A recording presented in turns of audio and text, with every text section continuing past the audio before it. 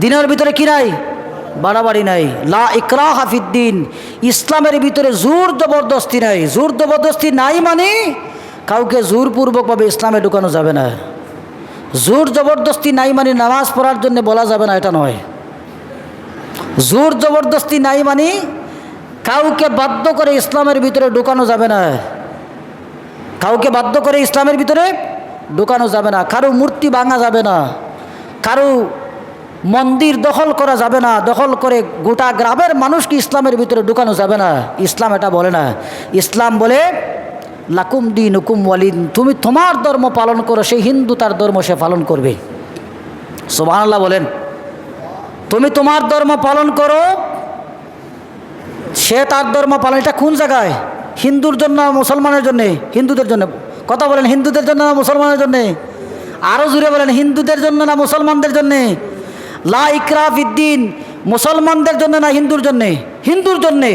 জোর জবরদস্তি করে ইসলামের ভিতরে দাখিল করা যাবে না। জোর জবরদস্তি করে ইসলামের ভিতরে দাখিল করা যাবে না। কোনো মানুষের মূর্তি ভাঙা যাবে না, কোনো মানুষের ধর্মীয় উপাসনালয় আঘাত করা যাবে না, দখল করে জোরপূর্বকভাবে তাদেরকে ইসলামের ভিতরে ঢুকানো যাবে না। ইসলাম বলেছে লা ইকরাহা ফিদ্দিন।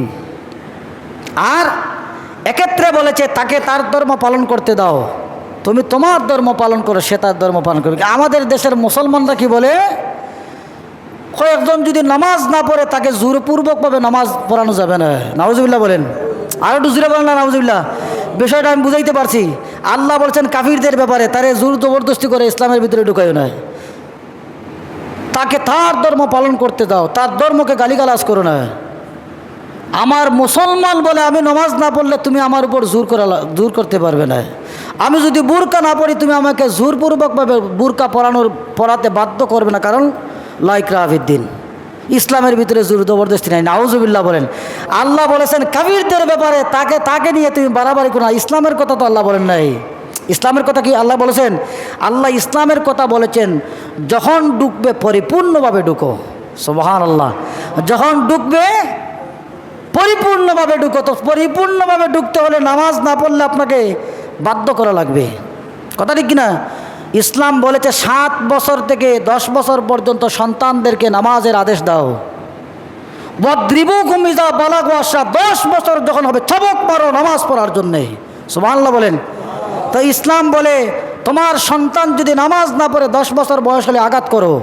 এখানে আল্লাহ বলছেন লা ইকরাহা ফিদ্দিন। তাহলে মুসলমানদের কথা আল্লাহ বলছেন না কাফিরদের কথা বলছেন? কাফিরদের কথা। মুসলমানদের কথা হচ্ছে লা ইকরাহা ফিদ্দিন না, মুসলমানদের কথা হচ্ছে চাবক মারো। জিনা করেছে, জিনার শাস্তি আছে না নাই? কথা বলেন না। এখন জিনাকুরকে ধরে আপনি বললেন লা ইকরাহা ফিদ্দিন, ইসলামে জোর জবরদস্তি নেই। কথা ঠিক কিনা? চুরি করেছে, হাত কাটা গেছে। ইসলামের মূল বিধান তো হচ্ছে চুরি করলে সারিকু ওয়াস সারিকাতু ফাকতাউ আইদিয়াহুমা জাযাআম বিমা নাকালাম মিনাল্লাহ। আল্লাহ বলেছেন চোর পুরুষ হোক অথবা নারী হোক তার হাত কাটতে হবে। এখন আপনি যদি হাত কাটার যান, আমাদের দেশে এক শ্রেণীর সুশাল মানুষ বলবে লা ইকরাহা ফিদ্দিন, ইসলামে জোর জবরদস্তি নেই। মুসলমানের কথা আল্লাহ বলেন নাই, এটা কাফিরের কথা বলেছেন। কথা ঠিক কিনা?